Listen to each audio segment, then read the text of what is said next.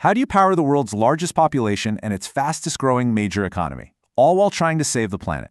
Now, that's not some thought experiment. It's the huge, complex, and absolutely critical challenge that India is facing right now. We're going to break down how the nation is engineering one of the most ambitious energy transformations in history. Let's kick things off by just unpacking the sheer scale of this challenge. So at the very heart of this story is this incredible balancing act. You see, on one side, you've got the engine of progress, a massive, growing population, and an economy that is hungry for more and more energy every single day. But on the other side, you have these urgent climate commitments, a promise to pivot away from fossil fuels and build a green energy future. So how on earth do you fuel that growth while also going green? That is the core puzzle. Okay, so now that we've framed this double challenge, let's explore how India is actually responding. We'll walk through it step by step. First, we'll dive into the incredible boom in renewable energy generation. Then, we'll look at the tricky puzzle of getting all that power onto the grid. After that, we'll check out the key policy reforms that are making this all possible. And finally, we'll look ahead to the nation's long-term clean energy vision for 2047. First up, let's talk about generation. The foundation of any clean energy transition is being able to produce just enormous amounts of green power. And what India's managed to do here, especially with solar, is honestly nothing short of a revolution. To really get a sense of this change, let's just rewind the clock a bit. Just over a decade ago, back in 2014, India's entire installed solar power capacity was only about 2.82 gigawatts. A respectable number for the time, but really just a drop in the bucket for what a country of its size actually needed. Okay, now fast forward to today. That number has absolutely exploded to nearly 130 gigawatts. That is a jaw-dropping 46-fold increase in just over 10 years. And look, this wasn't an accident. It was really the result of a perfect storm. Global solar costs plummeted, and at the same time, there was this massive national policy push. It's what made this incredible speed and scale of deployment possible. And this chart just lays it all out. It shows you exactly where that explosive growth has put India on the world stage. The country is now fourth in the world for overall renewable energy capacity, fourth for wind power, and an incredible third in the world for solar power capacity. It has truly become a renewable energy powerhouse. But here's what's really amazing. This rapid expansion isn't just about posting impressive numbers. It's about meeting and then completely smashing major international goals. India has already hit a huge milestone. Over half of its total installed power capacity now comes from non-fossil fuel sources. And get this, it did it 5 years ahead of its own schedule. So India is generating record amounts of green electricity. Problem solved, right? Well, not quite. Generating the power is really only half the battle.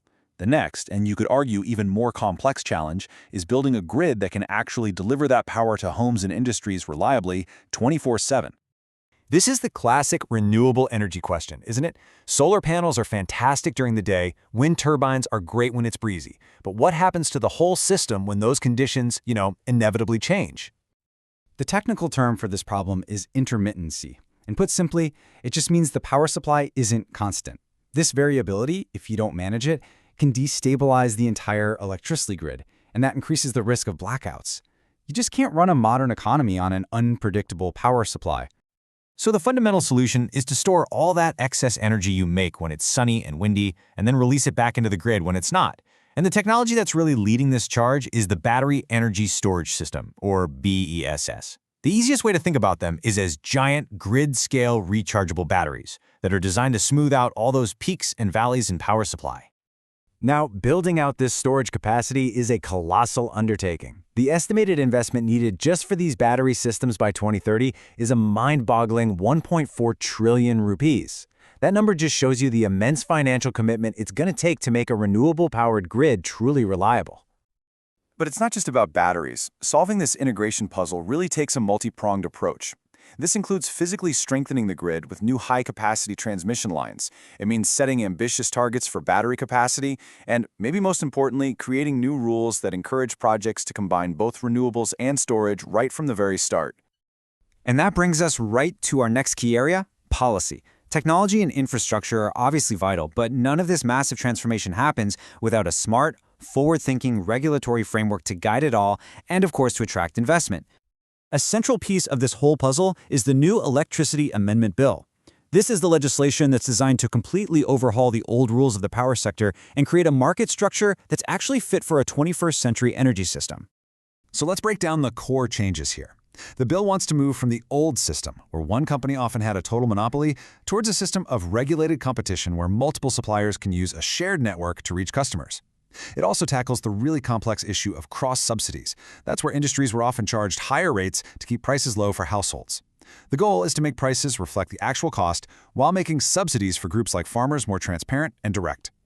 And, to address a major concern that always comes up with these kinds of reforms, the official framework is explicitly designed to fully protect the subsidized prices for farmers and for low-income households. This helps ensure the transition is not only green, but also fair. Okay, so with generation booming, the grid being re-engineered, and policies being reformed, what does the future actually look like? Let's turn to the road ahead, to India's clean energy horizon. There are really two defining milestones that are guiding this journey. The first is the 2030 target of hitting a staggering 500 gigawatts of renewable energy capacity. And then, looking further out, the long-term vision for 2047 is for a fully developed India powered by a modern, resilient, and fundamentally clean energy sector. And the country is already looking way beyond solar and wind. It's exploring the next frontiers of clean energy.